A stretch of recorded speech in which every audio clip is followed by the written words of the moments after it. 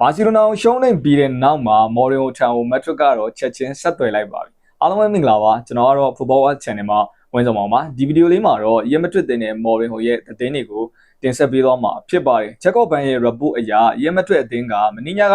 ဘာစီလိုနာနဲ့အက်တလက်တီကိုဒါဘီပွဲအပြီးမှာပေါ့နော်သူတို့အနေနဲ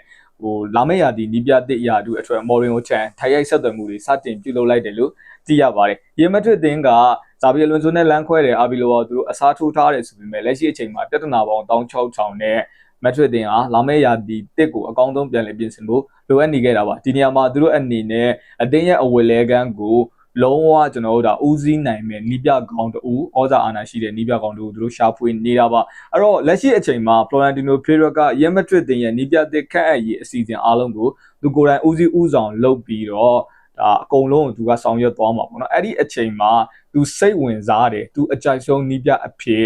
်လုံးဝမော်ရင်ဟိုကနံပါတ်1နေရာမှာရှိနေခဲ့တာဖြစ်ပါတယ်အဲ့တော့ရီယယ်မက်ဒရစ်တင်ကမော်ရင်ဟိုကိုခန့်အပ်ဖို့အတွက်မော်ရင်ဟိုနဲ့ဓာတ်ရိုက်စကားပြောတာမျိုးမဟုတ်ဘဲနဲ့လက်ရှိအချိန်မှာပေါ့နော်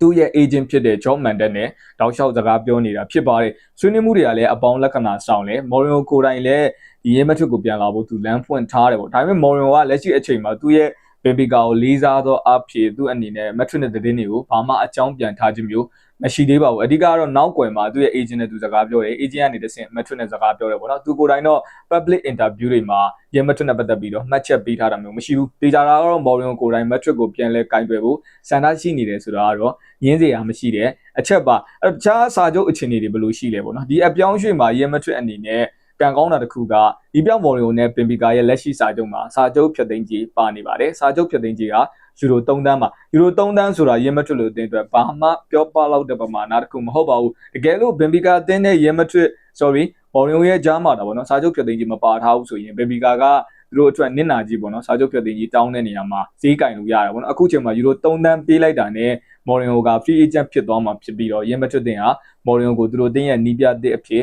ခန့်အပ်နိုင်မှာဖြစ်ပါတယ်အဲ့တော့မက်ထရစ်ကနီးပြတဲ့အဖြစ်မော်ရီယိုတယောက်တည်းကိုပြစ်မှတ်ထားနေတာလားဆိုတော့လေမဟုတ်ပါဘူးအဲ့တော့မက်ထရစ်မှာနောက်ထပ်စဉ်းစားထားတဲ့နီးပြ3ဦးရှိနေပါသေးတယ်ပထမတစ်ယောက်ကတော့ကျွန်တော်တို့ဒါပိုချက်တီနိုပါလက်ရှိအမေရိကန်လေယာဉ်စစ်ရဲ့နီးပြဖြစ်တဲ့ဒေါ်တန်ဟော့စပါပီယက်ဂျင်တို့ရဲ့နီးပြဟောင်းချက်စီးတင်းတို့ရဲ့နီးပြဟောင်းဖြစ်ပြီးတော့ဒီနီးပြကိုလည်းရီမက်ထရစ်တင်ကသူတို့တင်းရဲ့နီးပြရာထူးကိုပေးဖို့စိတ်ဝင်စားနေတယ်လို့သိရတယ်ပေါ့နော်နောက်ထပ်တစ်ယောက်ကတော့ကျွန်တော်တို့လဘာဦးတင်းရဲ့နီးပြဟောင်းလက်ရှိ Rabu Group မှာလောက်ကင်နေတဲ့ရာကန်ကလောဖြစ်ပါတယ်နီးပြလောကအနားယူထားပြီးမဲ့ရီမက်ထရစ်လို့တင်ပြီးတော့ခံလိုက်မယ်ဆိုရင်တော့ပြန်လာကောင်းပြန်လာနိုင်တယ်လို့ယူဆရတဲ့နီးပြတူပါနောက်ထပ်တစ်ယောက်ကတော့ AC Milan အသင်းကိုဦးဆောင်နေတဲ့ Allegri ဖြစ်ပါတယ်ဒါပေမဲ့လက်ရှိအချိန်မှာရီမက်ထရစ်အသင်းရဲ့ဦးတည်ရာတွေအားလုံးကတော့နီးပြမော်ရင်ကိုစီမှာပဲရောက်ရှိနေတာဖြစ်ပါတယ်ဒီအပြောင်းရွှေ့မှာမော်ရင်ကလည်းရီမက်ထရစ်ကိုပြန်လာခြင်းနဲ့ရီမက်ထရစ်ကလည်းမော်ရင်ကိုလိုချင်တယ်ဒီနေရာမှာ period တကယ်လိုချင်လားဆိုတာပဲကျွန်တော်တို့စောင့်ကြည့်ရမယ်ပေါ့နော်ဒီ personal agreement တွေကပြဿနာရှိလာမှာမဟုတ်ဘူးဒါအပြင်စာချုပ်ကလည်းဖြတ်သိမ်းကြီးပါနေတာဖြစ်တဲ့အတွက်ပြဿနာကြီးကြီးမားမား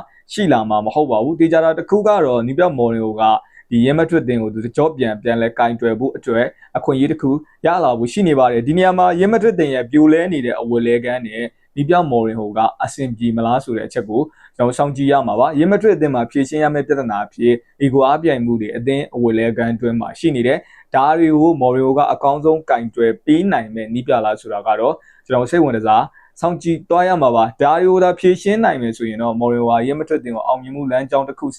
ပြန်ခေါ်လာနိုင်မယ်လို့တော့မျှော်လင့်ရတယ်ဘလာတို့ကဘယ်လိုထင်ကြလဲပေါ့နော်မော်ရင်ဟိုသာရီမက်ထရစ်အသင်းကိုရောက်ရှိလာမယ်ဆိုရင်ရီမက်ထရစ်အသင်းကလက်ရှိကြာဆင်းနေတဲ့သူတို့အသင်းရဲ့ခြေစွမ်းတွေသူတို့အသင်းရဲ့အောင်မြင်နှုန်းတွေကိုပေါ့နော်ပြန်ပြီးတော့အမြင့်ကိုပြန်ဆွဲခေါ်နိုင်မယ်လို့ထင်ကြလားဝင်ရောက်ဆွေးနွေးခဲ့ကြပါဦးပေါ့နော်ခြေစွမ်းများတင်ပါတယ်အဲ့တော့မော်ရင်ဟိုကတော့ရီမက်ထရစ်ရဲ့နီးပြသစ်ရာထူးရဖို့တော်တော်လေးကိုခြေပန်းစားနေပါပြီကျွန်တော် channel ကို subscribe လုပ်ခဲ့ပါအောင်နောက်ထပ် video တွေမှာပြန်တွေ့ကြပါမယ် good luck ပါ